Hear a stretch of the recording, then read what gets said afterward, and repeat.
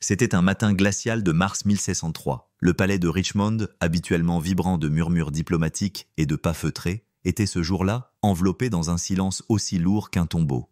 Tous retenaient leur souffle, car derrière la porte de chêne sculptée, là où les tentures de velours cramoisi étouffaient la lumière, la plus puissante femme d'Angleterre gisait et ne parlait plus. Élisabeth Eyre, la Vierge Reine, la Gloriana, celle qui avait défié l'Espagne, refusé de se marier, humilié le pape et gouverné sans fléchir pendant 44 ans, s'était subitement retirée du monde. Depuis 4 jours, elle refusait toute nourriture. Depuis 2 jours, elle ne répondait plus. Et depuis la veille, elle ne dormait même plus. Les yeux grands ouverts, le regard fixe, elle restait assise sur des coussins empilés, droite, muette, comme une statue de cire craquelée par le temps. Un spectre royal. « Elle attend la mort », avait murmuré une servante. Mais personne n'osait le dire à voix haute. Le comte de Kent, accouru à Richmond après un message pressé, entra dans la chambre et s'immobilisa. Devant lui, la femme qu'il avait vue, jadis, galvaniser toute une nation par un seul discours, n'était plus que l'ombre décharnée d'un règne glorieux. Sa perruque rousse était enlevée. Son vrai crâne, blême, émergeait sous les mèches éparses. Sa robe de satin doré pendait sur ses os comme un linceul anticipé. Mais ce qui glaça les veines de Lord Kent, ce ne fut pas son apparence, c'étaient ses yeux. Ils étaient ouverts, oui, mais vides, lointains, comme si elle voyait quelque chose ou quelqu'un que personne d'autre ne pouvait voir. « Majesté » osa-t-il murmurer en s'agenouillant. Aucune réponse. Seul un très léger frisson, imperceptible, courut sur ses doigts repliés. Il appela un médecin, puis l'archevêque de Cantorbéry.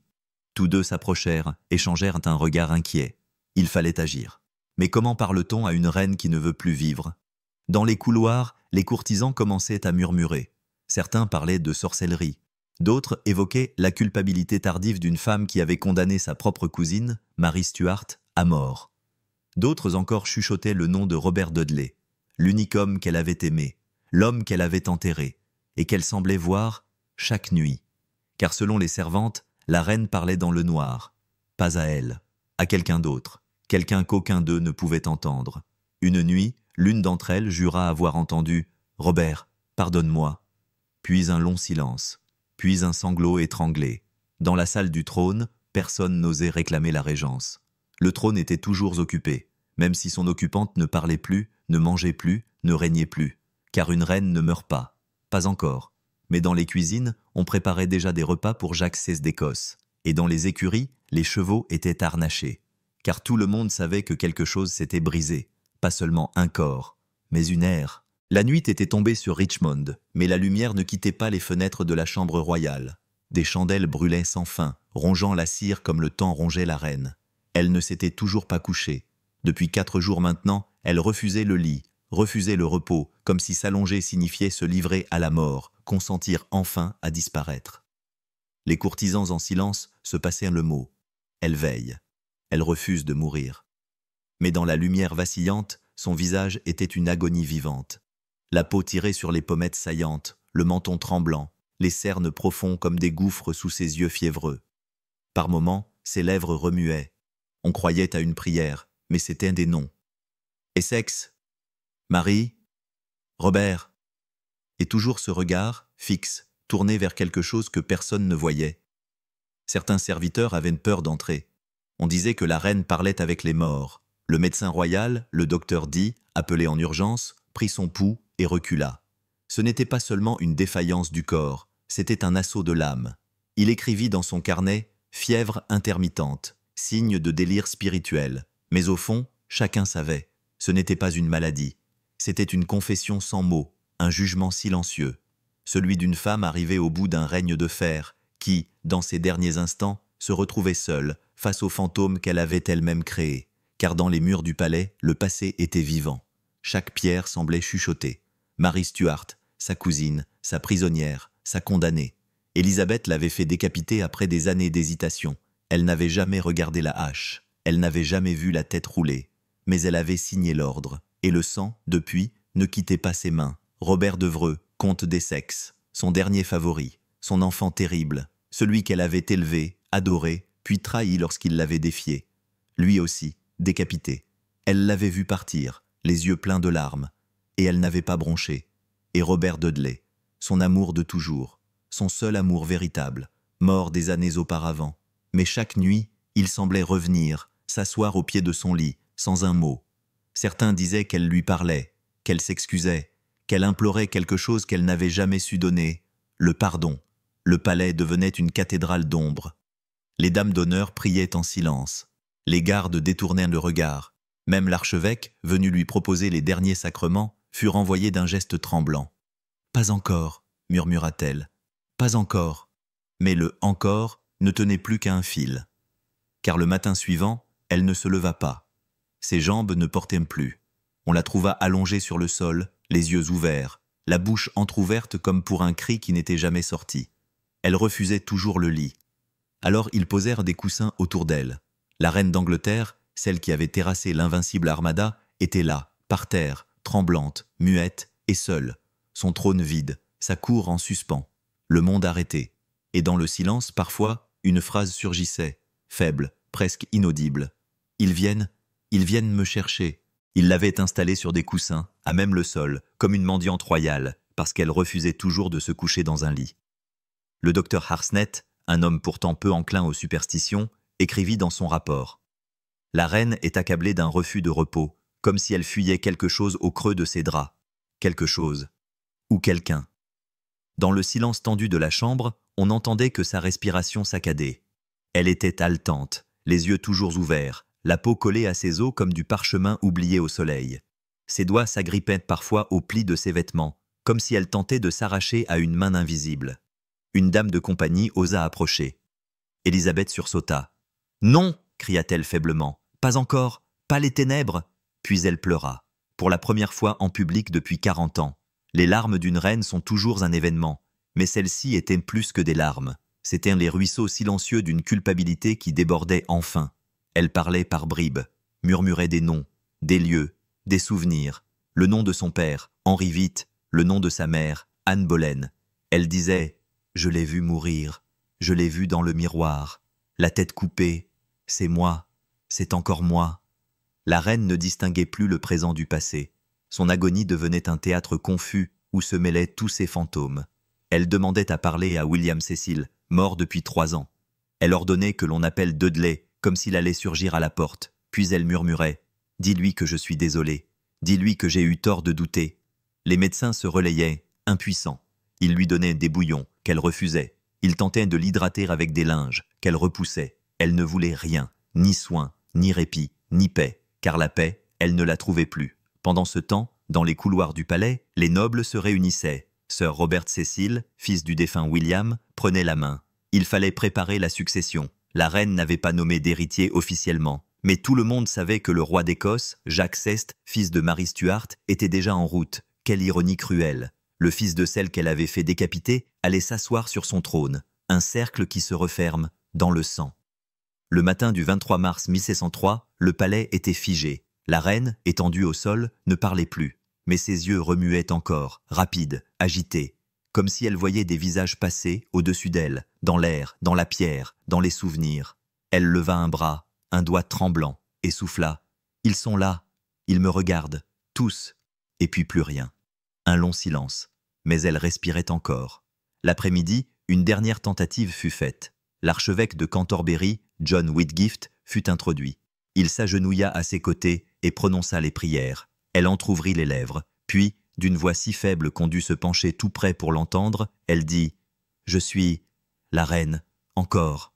Puis son regard se brisa, son souffle devint un râle, et chacun comprit que le rideau tombait. Mais le rideau d'un règne ne tombe jamais sans trembler les murs du royaume. Le matin du 24 mars 1603, un calme étrange régnait sur le palais de Richmond. Ce n'était pas le silence ordinaire d'un domaine royal plongé dans la vigilance. C'était une attente suspendue, une atmosphère d'angoisse mêlée de résignation. Chacun savait que quelque chose d'irréversible allait se produire. Ou plutôt, était en train de se produire. Dans la chambre, les bougies avaient été changées à l'aube, mais la lumière semblait refuser d'y entrer. Autour du corps effondré d'Élisabeth, les coussins formaient un autel. Elle n'était plus qu'une fine silhouette recroquevillée, à peine animée par un souffle irrégulier. John Whitgift, l'archevêque de Cantorbéry, restait à ses côtés. Il avait veillé toute la nuit, récitant des psaumes, tenant sa main flétrie dans la sienne. Il savait que ces dernières heures étaient autant pour la reine que pour l'âme du royaume. Car avec elle, ce n'était pas seulement une vie qui s'éteignait, c'était une époque entière. Aux alentours de midi, un changement imperceptible survint. Sa respiration se ralentit, ses paupières se mirent à trembler. Et pour la première fois depuis des jours, elle tourna légèrement la tête, lentement, comme si elle cherchait quelque chose. Quelqu'un. « Robert » souffla-t-elle. Puis elle sourit. Un sourire bref, brisé, qui parut surgir d'un autre temps. Et là, dans ce dernier geste de tendresse, elle relâcha sa main. Le silence se fit total. Elle ne respirait plus. Un souffle, puis rien. Le cœur du royaume venait de cesser de battre. L'archevêque se leva, les yeux embués, et fit un signe à l'un des gardes. Aucun cri, aucun hurlement, juste un mot murmuré. C'est fait. Quelques instants plus tard, sœur Robert Cécile entrait à pas mesurés dans la chambre. Il s'agenouilla devant le corps inerte et ferma lui-même les yeux de la reine. Puis, d'une voix basse et grave, il déclara « Élisabeth, par la grâce de Dieu, reine d'Angleterre, de France et d'Irlande, est morte. Vive le roi Jacques d'Écosse !» Ainsi fut proclamée la fin de l'ère élisabéthaine. Dans les minutes qui suivirent, les cloches commencèrent à sonner. 1, puis 2, puis 10. Bientôt, tout Londres vibrait d'un glas funèbre qui descendait des tours, traversait les rivières et se propageait comme une onde invisible. Les gens sortaient dans les rues, se regardaient sans parler. Certains pleuraient, d'autres priaient. Quelques-uns, déjà, murmuraient des prières pour le nouveau roi. Mais beaucoup, au fond d'eux, ne croyaient pas que cette femme-là pouvait mourir. Car elle n'était pas seulement une souveraine, elle était un symbole, une forteresse, une légende vivante. Et pourtant, elle gisait là, immobile, les traits figés, mais paisibles. Comme si, au dernier instant, elle avait enfin accepté. Enfin, lâché prise. Enfin, pardonné et demandé pardon. Les dames d'honneur la revêtirent d'une robe blanche brodée d'or. Elles posèrent un crucifix entre ses mains, un bouquet de lavande séché sur sa poitrine et un voile d'organza sur son visage. Les serviteurs entrèrent un à un, en silence, pour s'agenouiller. Dans les jours qui suivraient, le royaume organiserait l'un des enterrements les plus somptueux de son histoire. Mais en cet instant précis, dans cette chambre austère, une vérité dominait tout le reste. L'Angleterre venait de perdre sa mère. La nouvelle se répandit d'abord comme un souffle, puis comme une onde de choc. Élisabeth Eyre était morte. La reine des tempêtes, la vierge de fer, la souveraine sans égale, n'était plus. Pour la première fois depuis 44 ans, le trône d'Angleterre était vide. Et avec ce vide, un vertige saisit tout un peuple. À Londres, les cloches n'avaient pas cessé de sonner depuis la veille. Les boutiques avaient fermé. Les rues étaient noires de monde, mais personne ne criait. C'était un deuil silencieux. Comme si les Anglais, pétrifiés, avaient perdu bien plus qu'une reine. C'était une ère, une identité, une sécurité intérieure qui s'effondrait. Car Élisabeth n'avait pas seulement gouverné. Elle avait incarné. Elle avait survécu aux complots, aux invasions, aux trahisons. Elle avait fait plier le temps lui-même. À ses côtés, les générations étaient nées et mortes. Les enfants étaient devenus vieillards sans connaître un autre monarque. Et maintenant, il n'y avait plus de reine, plus de Gloriana. Seulement l'écho de son nom dans des murs devenus trop grands. À la cour, c'était une autre musique. La mort d'un monarque n'a jamais été affaire de larmes seulement. Elle est aussi affaire de pouvoir. Le conseil privé s'était réuni dès l'aube. Derrière les portes closes, on parlait en hâte, on écrivait, on scellait, on expédiait des cavaliers sur les routes. Sœur Robert Cécile, maître d'orchestre discret du royaume, prenait les rênes avec une autorité froide. Il savait qu'en ces heures floues, le moindre vide pouvait devenir un gouffre. Car si Élisabeth était morte sans enfant, sans mari, sans héritier officiel, le risque d'usurpation était réel. Il fallait agir vite. Le nom de Jacques XVI d'Écosse, fils de Marie Stuart, fut prononcé à voix haute. Certains grimacèrent. Le sang écossais, le fils de celle qu'Élisabeth avait fait décapiter? Quelle ironie, quelle provocation du destin! Mais la logique l'emporta sur l'émotion. Jacques était le seul prétendant capable d'unifier sans guerre. Un messager fut envoyé à Édimbourg. D'autres furent dépêchés dans les ports pour prévenir les garnisons. Pas de panique, le roi vient. Mais dans l'ombre, certains murmuraient déjà. Des nobles du Nord convoitaient peut-être autre chose. Des catholiques espéraient un changement. La peur revenait. Et pourtant, dehors, le peuple ne demandait rien. Il pleurait. Il déposait des fleurs aux grilles du palais. Des mères racontaient à leurs enfants comment, jadis, la reine avait défié l'armada espagnole. Des vieillards se souvenaient de son discours à Tilbury. Même les plus pauvres, ceux qu'elle n'avait jamais vus, parlaient d'elle comme d'une mère absente mais fière. Dans les tavernes, des chansons tristes circulaient.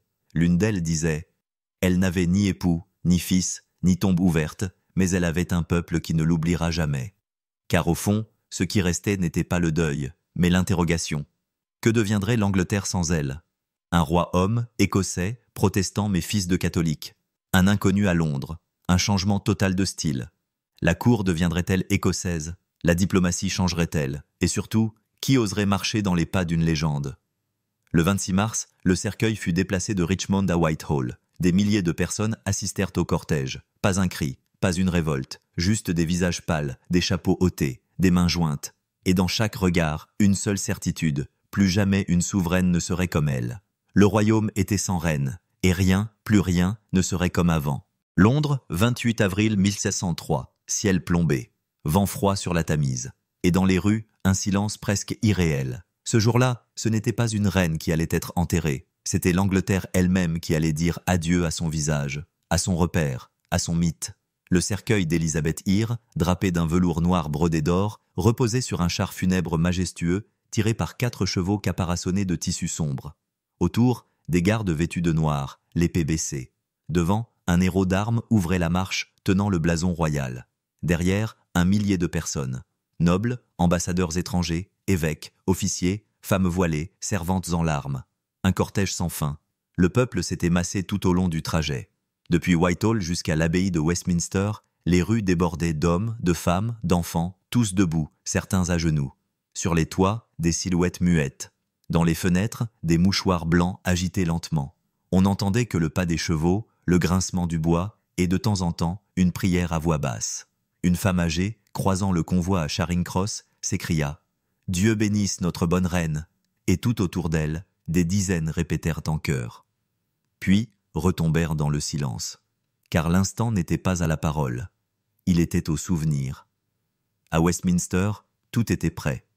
L'abbaye, parée de tentures noires, résonnait des chants graves des chœurs.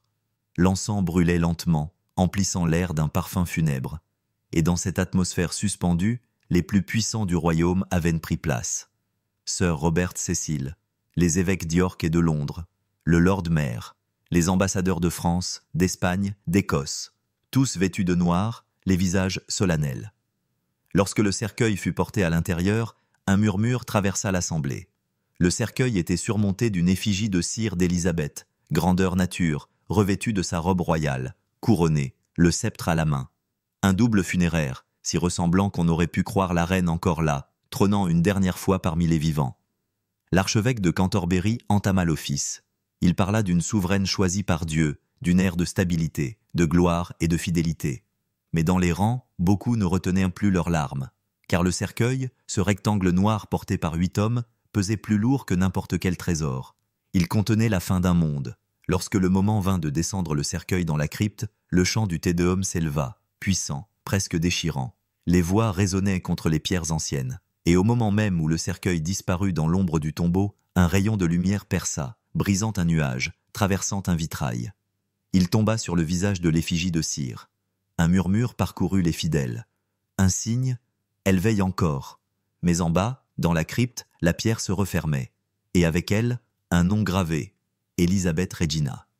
Après l'office, personne ne parla tout de suite. Les dignitaires sortirent lentement, un à un, comme des statues qui reprenaient vie. Le peuple, dehors, attendait toujours. Certains s'étaient agenouillés dans la boue, d'autres récitaient des psaumes. Il n'y eut ni cris, ni applaudissements. Seulement cette certitude silencieuse. Plus jamais une reine ne serait aussi reine.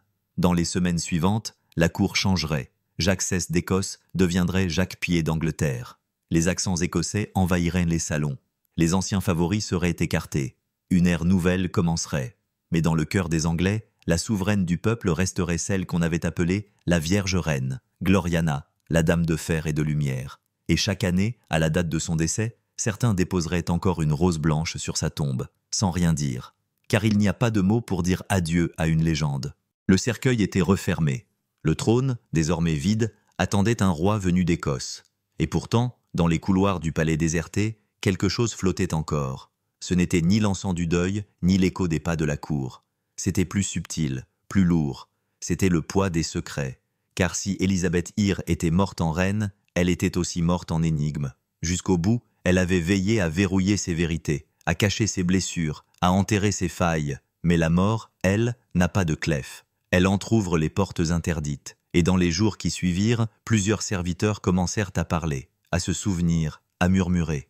Premier mystère, la Vierge Reine l'était-elle vraiment? C'était là son titre le plus célèbre, celui qu'elle portait fièrement comme une couronne, la Reine Vierge. Elle appartenait à l'Angleterre seule, disait-elle. Elle n'avait pas besoin d'homme, ni époux, ni fils, ni rival. Mais certains chuchotaient que derrière cette image d'airain se cachait une passion dévorante. Robert Dudley, comte de Leinster, avait été son favori durant des décennies. Trop proche, trop intime. Certains disaient qu'elle l'aimait, d'autres qu'elle l'avait possédé. Une rumeur circulait, qu'un enfant était né en secret, puis emporté. Jamais confirmé, jamais réfuté. Deuxième secret, la mort suspecte de son épouse à lui. Amy Robsart, épouse de Dudley, morte en tombant dans un escalier, seule, un jour où tous les serviteurs avaient été mystérieusement renvoyés. Un accident? Un suicide? Ou un meurtre maquillé pour ouvrir la voie à un mariage royal? Élisabeth, dès qu'elle apprit la nouvelle, éloigna brusquement Dudley. Mais elle ne le bannit pas, elle le garda près d'elle. Trop près, diront certains. Troisième ombre, la décapitation de Marie Stuart. Élisabeth ne voulait pas signer l'ordre, elle avait hésité, tourné en rond pendant des mois, mais les pressions étaient trop fortes. La peur d'un soulèvement catholique, d'un assassinat, d'un renversement, elle signa, puis accusa ses conseillers de l'avoir trahi. Était-ce une mise en scène, ou le remords d'une femme qui venait de faire exécuter sa propre cousine, la dernière souveraine légitime par le sang? Plusieurs témoins affirmaient qu'Élisabeth, les jours suivants, avait pleuré en secret, et qu'elle portait en permanence un médaillon renfermant 2 portraits miniatures, le sien et celui de Marie. Quatrième secret, ses dernières volontés. Étrangement, aucun testament officiel ne fut retrouvé. Pas de lettres, pas de confession, pas de codicille. Rien que le vide. Comme si la reine avait voulu tout contrôler, jusqu'à ne rien laisser derrière elle. Même la nomination de Jacques Huyet fut une déduction, un calcul diplomatique. Mais jamais une déclaration explicite de la souveraine. Certains suggérèrent qu'elle avait laissé un document caché, enterré quelque part dans Richmond, une lettre pour celui qu'elle n'avait jamais épousé, ou pour celle qu'elle considérait comme sa fille de cœur. Mais les recherches furent vaines. Le silence restait entier. Cinquième mystère, le miroir brisé. Une rumeur étrange, consignée par une dame d'honneur, disait qu'en mars 1603, quelques jours avant sa mort, Élisabeth aurait fait briser tous les miroirs de sa chambre. Elle ne supportait plus son reflet, disait-on. Ou plutôt, elle y voyait autre chose. Une autre femme, une silhouette en robe noire, une tête sans corps. Marie Stuart, elle-même, sa mère, Anne Boleyn, nul ne sut jamais. Dans les couloirs désormais froids de Whitehall, les courtisans chuchotaient encore. Mais ils savaient que ces mystères ne seraient jamais résolus, car Élisabeth, même morte, gardait ses secrets. Mieux encore, elle les faisait vivre, et c'est peut-être cela, au fond, qui faisait d'elle une légende. Pas seulement une reine, mais une énigme éternelle. Il traversa la frontière d'Angleterre le 5 avril 1603, monté sur un cheval noir, vêtu d'un manteau sombre bordé de fourrure.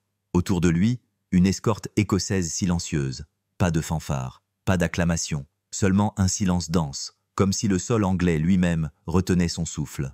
Jacques VI d'Écosse devenait Jacques Dié d'Angleterre, le fils de Marie Stuart, l'enfant de la femme qu'Élisabeth Hire avait tenue captive durant près de 20 ans, la femme qu'elle avait livrée à la hache après des décennies d'humiliation, la femme qu'elle appelait en privé la maudite papiste. Et voilà que son fils, son sang, allait s'asseoir sur le trône qu'elle avait si farouchement défendu. Ironie? Trahison? Ou triomphe posthume? Personne ne le disait à voix haute, mais tous y pensaient. Les visages à Londres étaient fermés, les courtisans, prudents, les catholiques, fébriles, les protestants, méfiants. Chacun guettait le moindre signe. Allait-il venger sa mère, ouvrir les prisons, accuser les anciens ministres, détruire les portraits de la reine défunte? Mais Jacques ne fit rien de cela. À peine arrivé, il demanda audience avec le conseil privé. Il salua froidement Robert Cecil, puis déclara d'un ton neutre. « Je viens en roi, non en fils. Ce trône est à moi par droit divin, et non par revanche. » Puis, sans attendre de réponse, il prit place sur le fauteuil du conseil, l'endroit même où Élisabeth siégeait encore 2 mois plus tôt. Un frisson parcourut la salle, car si Jacques ne cherchait pas la guerre, il ne cherchait pas non plus à être aimé. Son style était l'exact opposé d'Élisabeth. Elle était théâtre, il était silence, elle captivait, Lui observait. Elle gouvernait avec panache. Lui, avec calcul. Très vite, les courtisans anglais comprirent que le temps de la séduction était révolu. Un nouvel âge commençait, celui de la prudence, de la doctrine, du compromis. Et pourtant, l'ombre d'Élisabeth ne quittait jamais la salle. Chaque fois que Jacques signait un décret, les yeux se tournaient instinctivement vers le trône vide à côté du sien. Chaque fois qu'il parlait de politique étrangère, on murmurait ce qu'Élisabeth aurait dit. Chaque décision semblait être jugée à l'aune d'une mémoire que nul ne voulait effacer. Jacques tenta de l'ignorer. Mais le peuple, lui, ne l'oubliait pas. Les femmes continuaient de porter le deuil. Les enfants apprenaient ses discours à l'école. Et dans les marchés, certains vendaient encore des médaillons à son effigie. Une fois, lors d'un passage à Westminster, Jacques entendit un marchand dire « Voici l'image de la seule vraie reine que l'Angleterre ait jamais connue. » Le roi passa sans mot dire. Mais le soir même, il fit interdire la vente d'objets non autorisés à l'effigie royale. Les portraits d'Élisabeth furent lentement retirés des salles officielles. Son nom, peu à peu, exclut des hommages publics. Mais une légende ne se gouverne pas. Elle se transmet. Jacques pouvait effacer ces images. Il ne pouvait rien contre les récits, les murmures, les souvenirs, les fantômes. Car dans chaque château, dans chaque abbaye, dans chaque village, il y avait toujours une vieille femme pour raconter comment la reine avait affronté l'armada. Comment elle avait refusé de se marier. Comment elle avait dit « Je suis faite d'un cœur d'homme et d'un estomac d'acier ». Et dans les rêves du peuple, elle vivait encore. Jacques Villa gouvernait un royaume, oui, mais il n'était que l'ombre d'une souveraine morte. Une souveraine qui, paradoxalement, devenait plus vivante à chaque tentative de l'oublier. Plus les années passaient, plus l'ombre d'Élisabeth grandissait. Elle n'était plus qu'un nom gravé dans la pierre de Westminster. Elle devenait un mythe, une figure sacrée, une légende nationale. Et dans les esprits, sa mémoire cessait d'être humaine. Elle devenait symbole, arche, totem. Jacques Thiers régnait. Il unifiait les couronnes d'Écosse et d'Angleterre. Il écrivait des traités, discourait sur la monarchie absolue, signait des lois. Mais dans les tavernes, les pièces de théâtre, les chansons populaires, c'était toujours Élisabeth que l'on chantait. Elle parlait comme un homme, mais rêvait comme une femme. Elle était seule, mais plus forte que 100 rois. Des années après sa mort, des poètes anonymes faisaient circuler des vers émus. À Londres, les imprimeurs vendaient encore des pamphlets illustrés où l'on voyait la reine debout, tenant un globe et une épée, écrasant un serpent sous ses pieds. Image empruntée à l'Immaculée Conception, mais adaptée à une souveraine humaine devenue quasi divine. À la campagne, on racontait des histoires extraordinaires, des récits d'apparitions. Une dame blanche rôdant dans les forêts de Richmond, une silhouette en robe d'or traversant les couloirs de Greenwich la nuit, une voix féminine chuchotant aux enfants « Soyez fiers d'être anglais ». Ces fables n'avaient rien d'officiel, mais elles se propageaient, plus puissantes que tous les édits royaux. Le peuple, privé de sa reine, la réinventait, la multipliait, la transformait, et ce n'était pas qu'un besoin de nostalgie, c'était une réaction à la réalité. Le règne de Jacques, s'il assurait une certaine stabilité, manquait de souffle. Il était cérébral, distant.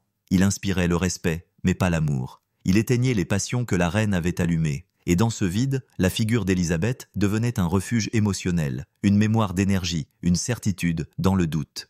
Les artistes ne furent pas en reste. Ben Jonson, poète de cour, écrivit qu'elle était « plus grande morte que vivante ». D'autres commencèrent à composer des pièces de théâtre à peine voilées, des reines fières, trahies par leurs amants, défiant les royaumes et mourant seules. Derrière ces fictions, tout le monde devinait un seul nom. Même Shakespeare, dans ses dernières années, glissa dans le conte divers et la tempête des figures féminines fortes, reines ou magiciennes, solitaires et puissantes. Miranda, l'héritière d'un monde ancien. Hermione, injustement accusée mais triomphante. Toutes des reflets d'Élisabeth.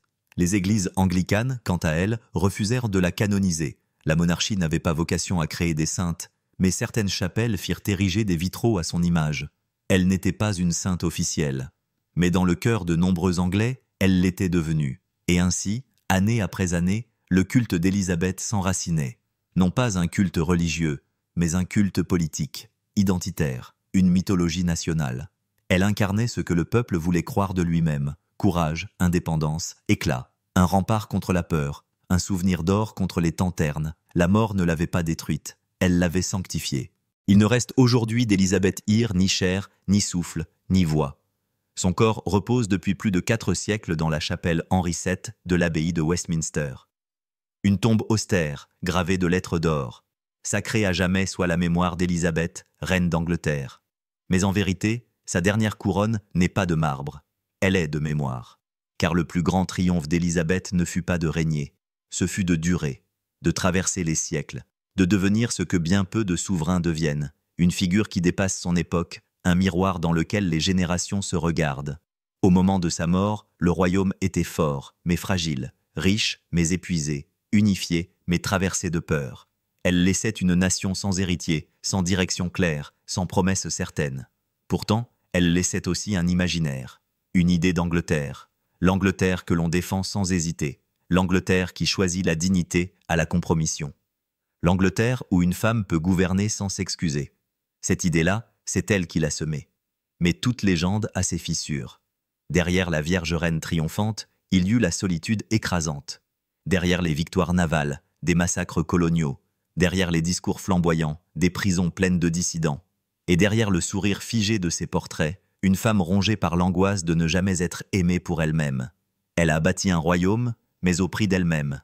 Pas de mari, pas d'enfant, pas d'héritier qui pleure à son chevet. Seulement des ministres prudents, des prêtres inquiets, des courtisans distants. La dernière nuit, elle n'a prononcé ni bénédiction, ni nom d'amour. Elle a murmuré des fantômes. Et pourtant, ce vide est devenu puissance. Car dans cette absence de transmission, chacun a pu projeter ce qu'il voulait. Les républicains ont vu en elle une monarque proche du peuple. Les monarchistes, une incarnation parfaite du pouvoir absolu. Les féministes d'aujourd'hui la relisent comme pionnière. Les dramaturges, comme tragédienne. Les historiens, comme énigme. Sa dernière couronne, c'est celle-là, être devenue le point de départ de tous les récits. Et lorsque l'on se tient, encore aujourd'hui, dans la pénombre de Westminster, face à sa tombe, il n'est pas rare que le silence devienne plus dense, qu'un visiteur baisse la tête, qu'un enfant touche le nom gravé du bout des doigts. Et dans ce moment suspendu, la reine est là, pas dans la pierre, dans l'attente, dans la légende, dans le cœur inquiet de chaque nation qui cherche encore sa souveraineté.